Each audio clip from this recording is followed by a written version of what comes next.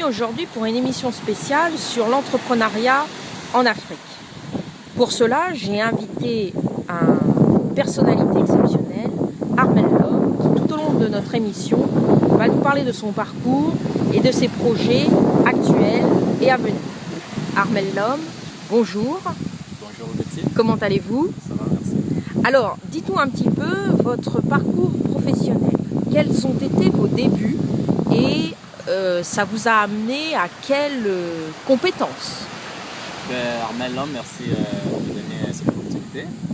Armel Lom, en effet, est un entrepreneur, un jeune entrepreneur gabonais qui fonctionne sous l'étiquette de Malkizedek Eti. Malkizedek Eti, en effet, est un coach vie, un conseiller éducationnel et un business developer, en français, un bâtisseur de richesse. Alors, suite à mes recherches, j'ai pu constater que vous avez également associé Malkizedek Eti à English Club. Alors, pourquoi avoir créé ce groupe? Malkizedek Eti, premièrement, est l'étiquette sous laquelle Armel Lom opère. Et à côté de Malkizedek Eti, j'ai créé English Club. Pourquoi English Club? Parce que j'ai réalisé qu'il y a pas mal de francophones aujourd'hui qui parlent anglais. Et parmi ces francophones, il y en a ceux-là qui ont réussi en affaires. Et la plupart d'entre eux ont un background francophone. Donc, il m'a paru utile de créer ce club d'anglais ou cette plateforme où tous les professionnels de la langue anglaise, notamment des pays francophones, pourront s'exprimer. Alors justement, à ce titre, ma question est, l'anglais, comment l'avez-vous appris? Où l'avez-vous appris? Et comment ça s'est passé pour vous, donc cet apprentissage de l'anglais? Il faut dire que l'anglais, moi, c'est une longue histoire. Premièrement, je me souviens, ça fait près de 13 ans que je parle anglais.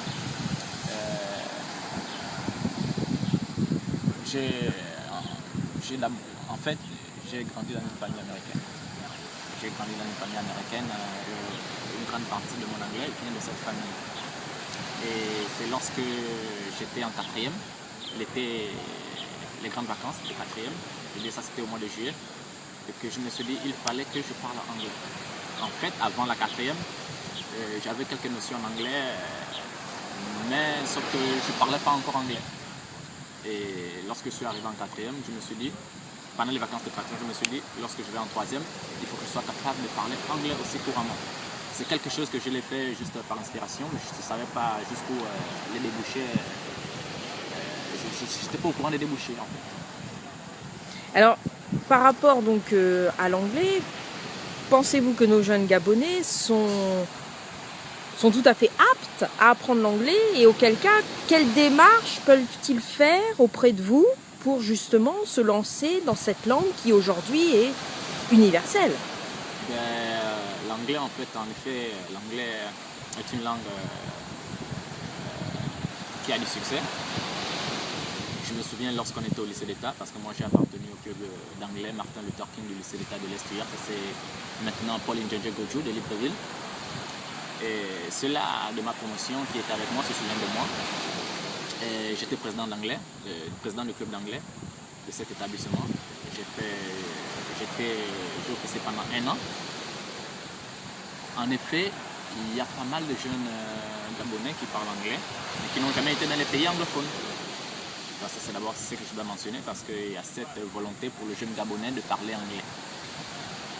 Du moins, que la plupart de ces jeunes sont influencés par la culture américaine, anglophone. Donc, ce qui fait que pour ces jeunes, parler anglais, c'est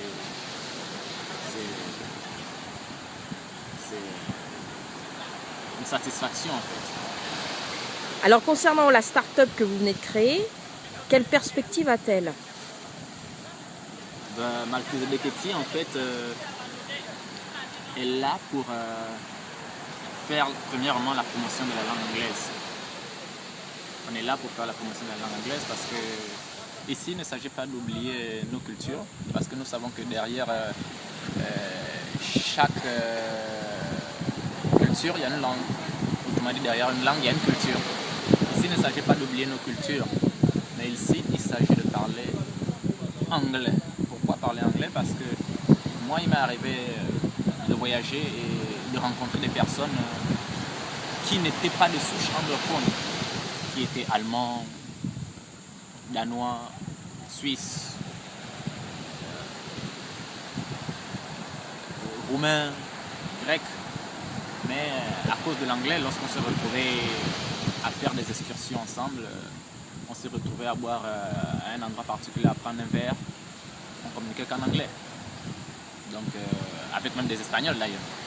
Et à cause de l'anglais, on se retrouvait dans un même moule. Donc, on n'était plus là pour savoir qui vient de quel pays. Tout ce que nous savons, c'est qu'on vient de différents coins, on vient de 4 coins, chacun vient de différents 4 coins de la Terre, mais nous sommes là peut-être parce que nous avons envie de partager un verre et par conséquent, nous utilisons l'anglais. Voilà. Donc, j'ai observé les bénéfices de l'anglais et j'ai estimé qu'il est nécessaire que je fasse la promotion de cette langue parce que l'idéologie derrière cette langue amène à plusieurs débouchés.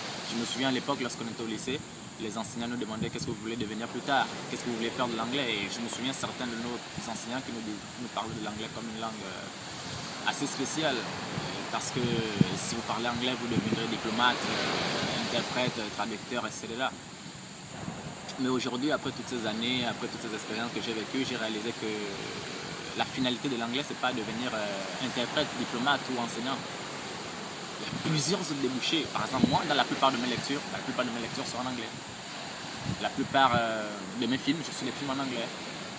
Je corresponds avec des gens en anglais. Mais bien que je parle français, pourquoi? Parce qu'il y a plus d'informations dans le monde anglophone que francophone. Moi, généralement, lorsque je fais des recherches en français, si je n'ai pas suffisamment d'informations en français, je m'en vais en anglais et je vais trouver la plupart des informations là-bas en anglais. Pourquoi? Parce qu'il y a beaucoup de personnes qui ont écrit en anglais et la plupart de ces personnes ne sont pas forcément anglophones. Ça peut être des Suisses, ça peut être des Français, mais sauf que la plupart de leurs œuvres, des recherches qu'ils ont eu à faire sont traduites en langue anglaise. Donc c'est la raison pour laquelle, avec mon expérience aujourd'hui, je me suis dit, tiens, il en va la peine de faire la promotion de la langue anglaise. Alors, hormis l'anglais, quels sont vos autres centres d'intérêt? Mes autres centres d'intérêt, qu'est-ce que vous entendez par centre d'intérêt ici?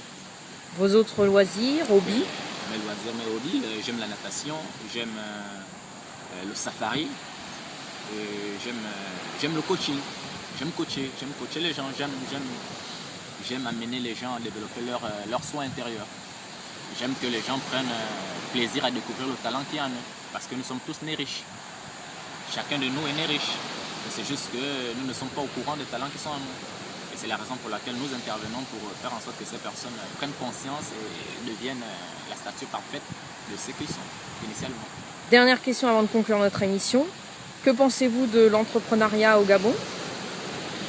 L'entrepreneuriat au Gabon, je pense que le jeune Gabonais a besoin de se prendre en charge. On n'est plus à l'époque où on va